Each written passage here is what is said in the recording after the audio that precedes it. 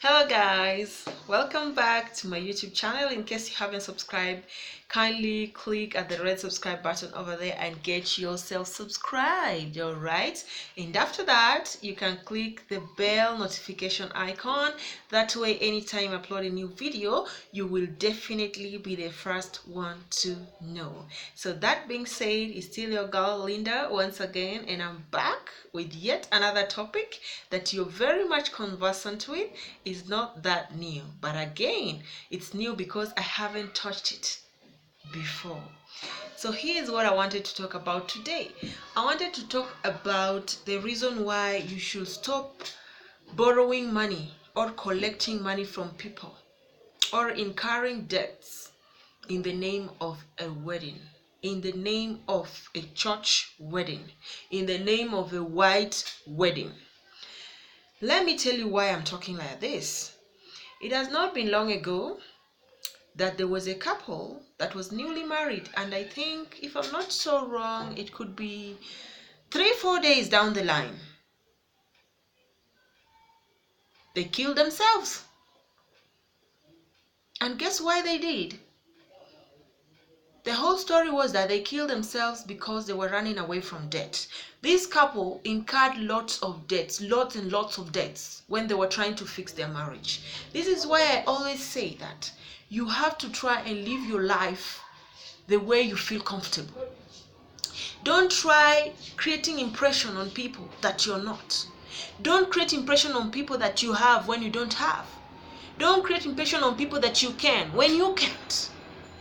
Here's what I think. I think these people, their parents, they actually forced them to do a white wedding. You know, some parents, they want you to do a white wedding because they have some friends from God knows where who their children have been able to do white wedding, and so they don't want their own to be different. They want their friends to come and attend their children's wedding too and make them feel big and blah, blah, blah, blah. You know the story. You just know the story. But now they are dead and gone and buried and forgotten. What does the parents stand to gain? We have to first of all talk to our parents. They have to really try and take it easy on us. But again, we have to talk to ourselves. We really have to try. Live according to our limits. We should not create impressions that we cannot. Don't create an impression that you can do a dream wedding, a massive wedding, an unforgettable wedding, a wedding of, I don't know how to call it, when you know you can't. To avoid all these stories.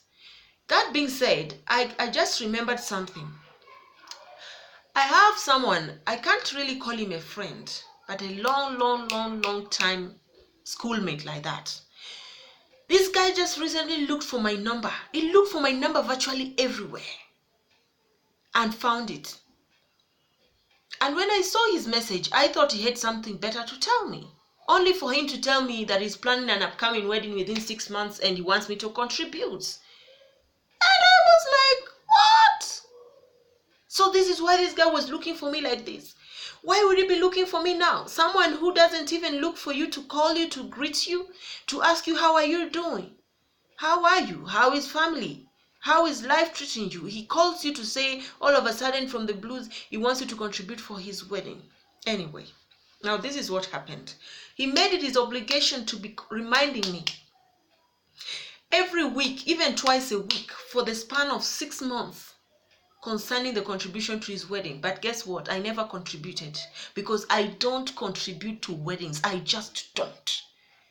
I believe the government has been fair enough to create Plan B for everyone. We have the Attorney General's office where people do the civil wedding. You can go there and do your wedding there.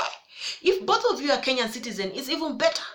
You'll go there, you won't spend more than 3,000, 4,000 at most, and get your wife back home with you. Sign the same papers that those people who do church weddings sign, that calls you Mr. and Mrs. So-and-so, and carry your wife home. People have to learn to cut their coat according to their size and avoid unnecessary stress. If only you people could learn that you can just live your life without having to exaggerate anything, without having to entice anyone, without having to show off to anybody, then that would be the best life you ever live. That would be the best thing you ever did to yourself. I don't contribute for weddings. I should give you my money to go and feed some people that I don't even know? Really? I can't do that. It's not as if I'm proud, but I just don't believe in that. I believe that if you cannot be able to do a church wedding because of money, okay, go and do a court wedding. At least you cannot tell me within 1st to 30th you won't be able to raise 3,000 or 4,000 to go and marry your wife in court. Nobody said that if you go and marry her in court she must wear a gown. No, she can wear anything she wants to wear. Whoever is marrying you people there will not ask you any question. He will not ask you why are you not dressed in white. He will not ask you why are you not dressed in gown. He will not ask you why didn't you fix your hair. He will not. Trust me, he will not. He won't. But church wedding on the other side is just about showing off. You want to go dressed and everybody who is coming, most of them are just like, they want to.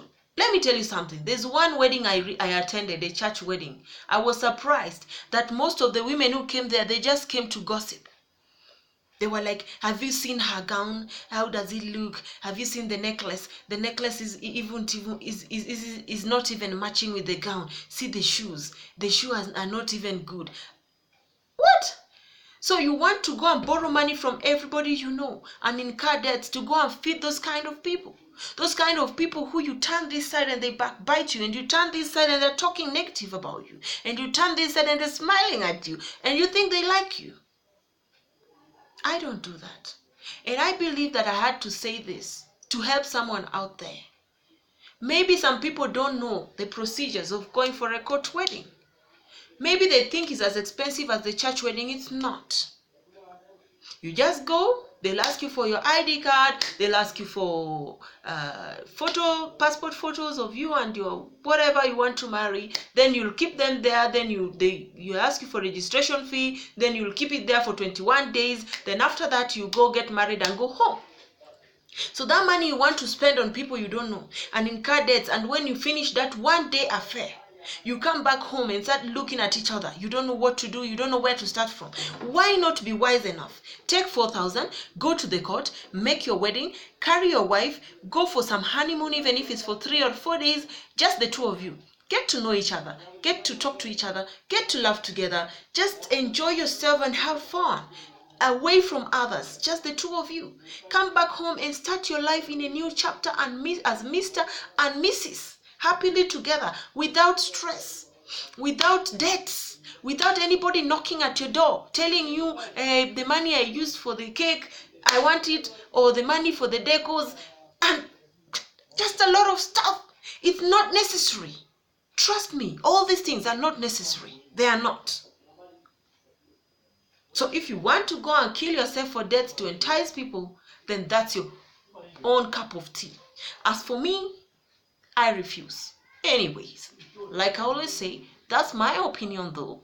If your opinion is different from mine, feel very free to leave it at the comment section down there. Then we can be able to discuss it, probably in our next video. But until then, it was a lovely time. Have a fantastic day. And if you haven't subscribed, please, please, please, please kindly subscribe.